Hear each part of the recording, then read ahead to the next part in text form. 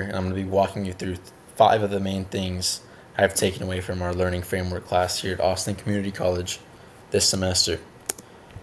One of the first main things I've been drawn to is just the motivation and learning about the differences between intrinsic and extrinsic and how important it is to understand that and really kind of make yourself want to learn about the things that you're learning about. Intrinsic motivation is motivation that comes from yourself. Like, let's say you're very passionate about a class like U.S. history, so it makes U.S. history very easy to learn about. Finding things like that that can cause intrinsic motivation makes learning significantly easier if you try to find connections between your personal life and the things that you're learning about. Extrinsic motivation now. This is a form of motivation that can come from any type of outside pressure, like let's say your parents or your teachers are telling you to get something done, or maybe you already have had something due, you submit it late, and you feel pressure to get this done. That's what extrinsic motivation is. Obviously, we can see a big difference between extrinsic and intrinsic motivation. I've been trying really hard to find personal connections in my classes, and I really do think that it helps whenever you try to think about a class like that you might not have found interesting. Trying to connect it to your daily life or things that you do really can make it easier to learn about. The next thing that I've really taken away from learning framework or memorization techniques, my study habits were pretty poor before learning about things like spaced repetition um, and active recall. These techniques are awesome. Really, when you break it down, it's like every single time that you learn something, you are going to remember it that one time. It's like working out. Like, you remember it once. Let's say you take a break, 30 minutes, try to remember the same thing. If you did that all day with one thing, you would, whatever you were trying to memorize, it's easily going to be there because you've brought it back up into your mind so many times. Studying like that with flashcards is proven to be one of the most effective ways to study. Um, Small intervals in between study sessions with flashcards, but if you use active recall and spaced repetition with flashcards, they improve your long-term success in school. Um, yeah, let's move on to the next one. A growth mindset is going to be the belief that you can improve your intelligence, your effort levels through persistence. A fixed mindset would be somebody that really thinks that they're just kind of stuck. Like, this isn't fair. I can't do better. I'm trying my hardest.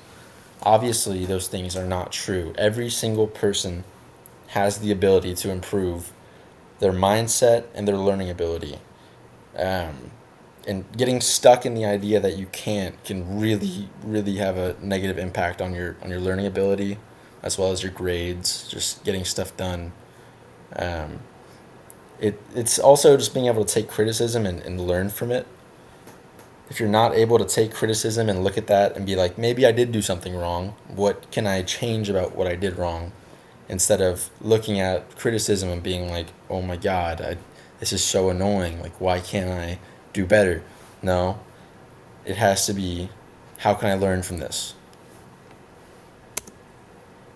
Stress management is going to be the next topic I've taken away so far from learning framework.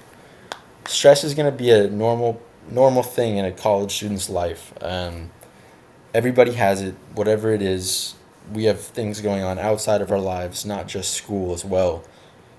But stress can pile on top of itself, and you can't let that happen. So stress management is very important.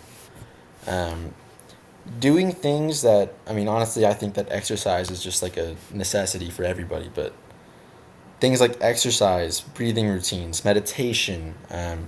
If you breathe for about 10 minutes every day, it's proven to improve your mindset, or not, maybe not your mindset, but your actual focus levels. It's proven to improve your focus levels. Just 10 minutes of focused breathing every single day. And there's things like that a lot of people might not think about.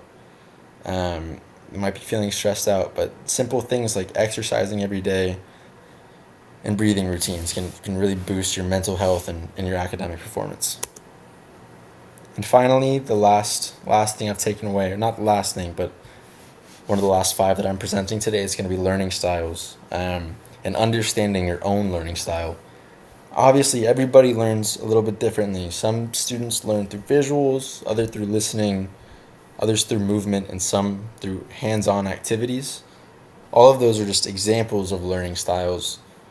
Really finding out which ones you're strongest at and which ones you're weakest at. You don't want to get into the mindset that learning styles, like having one that you're going to do, because actually using all of these different learning styles helps stuff get stuck in your brain better.